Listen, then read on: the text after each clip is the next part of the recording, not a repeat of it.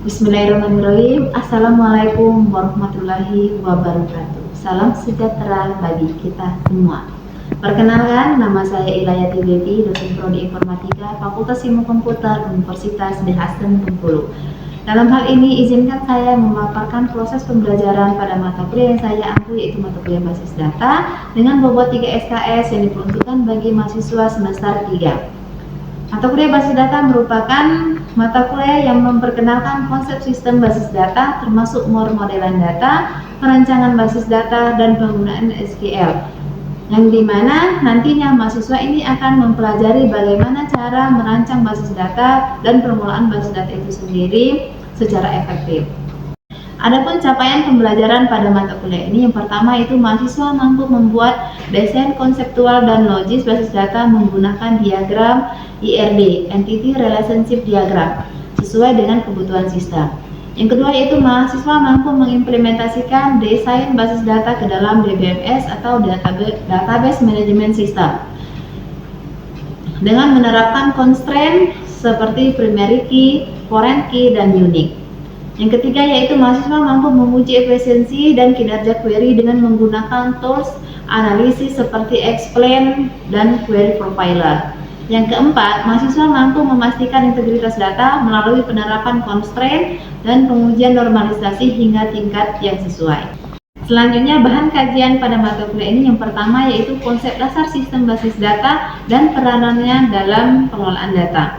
Yang kedua, permodelan data dan diagram IRD, Entity Relationship Diagram. Yang ketiga, perancangan basis data konseptual dan logis. Yang keempat, implementasi basis data ke dalam Database Management System. Yang kelima, constraint dalam basis data seperti primary key, foreign key, dan unique. Yang keenam, penggunaan SQL untuk memanipulasi dan pengelolaan data. Yang ketujuh, normalisasi basis data untuk memastikan integritas data. Yang kedelapan, pengujian efisiensi dan kinerja query menggunakan Explain dan Query Profiler. Adapun sistem pembelajaran yang saya lakukan di kelas yaitu mengacu kepada DIA, Delivery, Interaction, and Assessment. Delivery merupakan proses keseluruhan bagaimana materi pembelajaran disampaikan kepada mahasiswa, yaitu dengan cara ceramah interaktif, diskusi, studi kasus, dan praktik agar materi dapat dipahami dan disampaikan dengan baik kepada mahasiswa. Selanjutnya yaitu interaksi. Interaksi dilakukan dengan cara diskusi dan tanya jawab baik secara face to face maupun via email dan WhatsApp group. Adapun asesmen atau penilaian yang saya lakukan untuk mengukur tingkat kemampuan mahasiswa terhadap materi yang disampaikan yaitu dengan cara seobjektif mungkin dan mengacu kepada aturan akademik yang sudah saya sampaikan di awal perkuliahan dengan indikator absensi dan keaktifan di kelas yaitu 10%, tugas 20%, ujian tengah semester 30%, ujian akhir semester 40%. Demikian pemaparan proses pembelajaran yang saya lakukan. Selanjutnya saya akan menampilkan video pembelajaran yang saya lakukan di kelas secara tatap muka. Selamat menyaksikan. Assalamualaikum warahmatullahi wabarakatuh. Bismillahirrahmanirrahim. Assalamualaikum warahmatullahi wabarakatuh. Waalaikumsalam warahmatullahi wabarakatuh. Selamat siang semuanya. Oke, seperti biasa ya, sebelum kita mulai perkuliahan pada siang hari ini, ada baiknya kita baca doa terlebih dahulu atau doa.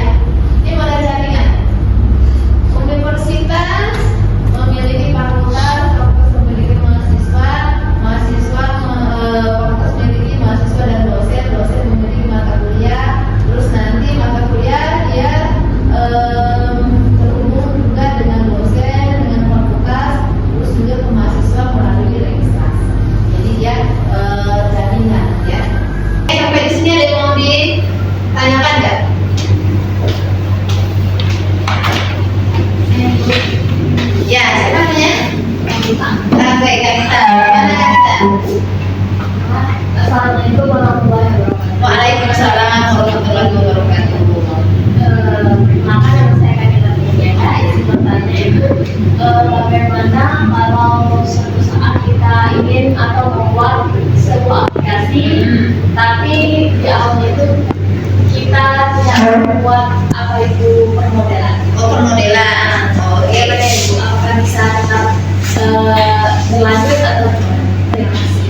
Oke, terima kasih ya. Bagus ya pertanyaannya.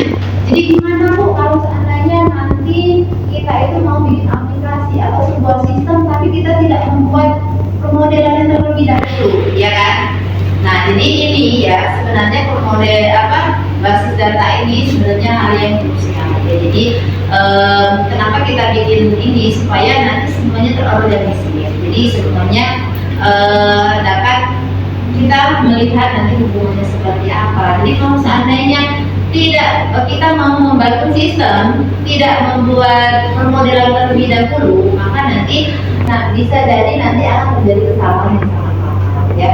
Jadi misalnya nih kalau kita misalnya bangun rumah itu misalnya kita tidak membuat perencanaan terlebih dahulu. Misalnya kita tidak pikirkan budgetnya seperti apa, mau taruhnya apa, kita letaknya di mana, mau bangunnya seperti apa. Misalnya, pokoknya kita itu punya tanah luasnya segini-segini, aku mau bangun rumah dengan modal seadanya. Jadi Bu, jadi cuma itu tadi belum tentu sesuai dengan harapan kita. Terus juga nanti, nah ini yang lebih lagi untuk biaya maintenance-nya, biaya perbaikannya itu mungkin itu akan lebih besar dari makanya kita perlu adanya perencanaan terlebih dahulu ya, dirancang terlebih dahulu mau seperti apa, baru nanti kita bangun ya.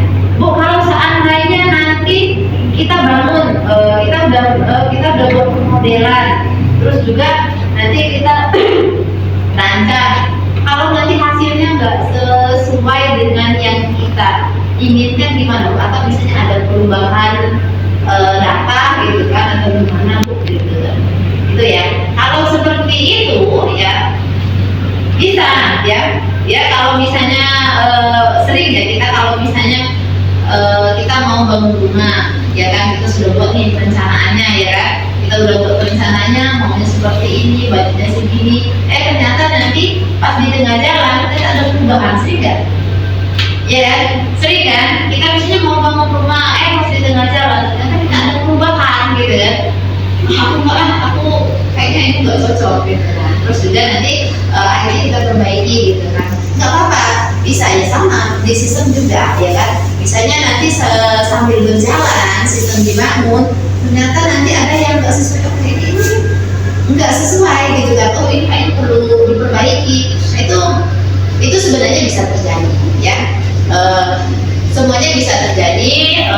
Yang intinya itu kita akan membangun sistem itu sesuai dan nanti hasilnya lebih efektif dan memuaskan ya kan. Sebenarnya tujuan kita membangun sistem itu kan itu semuanya dapat berjalan dengan baik ya kan. Terus kalau bisa itu hasilnya lebih efektif, terus juga mengaksesnya mudah dan semuanya ya. Kalau bisa itu malah biayanya lebih rendah ya kan. Sama kayak kita juga bangun rumah kan kayak gitu kan, kalau bisa dengan biaya yang seminim-minimnya hasil yang sebagus-bagus ya kan, seperti itu ya. Oke, ada lagi yang mau bertanya nggak?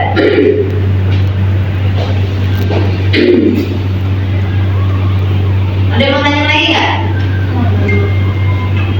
Oke, ini ya sama ya, misalnya kalau kita mau bangun sistem, nah kalau misalnya ini dulu saya bilang sebenarnya, kalau misalnya kita mau bangun syakat, kalau syakat ini apa aja misalnya yang kita butuhkan, entitasnya apa aja yang kita butuhkan? Pertama ada mahasiswa ya kan, mahasiswa itu terdiri dari atributnya apa saja? Ada apa? NPM, nama, terus tanggal lahir ya, terus alamat dan lain sebagainya. Dan juga nanti ada data mahasiswa, terus juga ada data dosen ya, data dosen, pendidikan dosen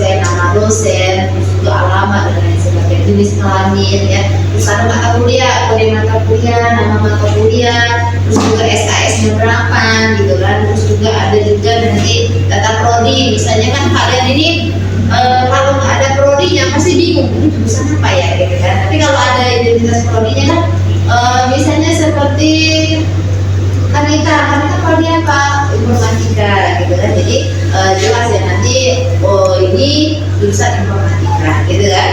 Jadi nanti ada prodi, ada fakultas, misalnya di fakultas ada beberapa prodi, ada misalnya ada ada prodi, nama prodi, terus juga misalnya di fakultas juga ya ada prodi fakultas, nama fakultas gitu kan.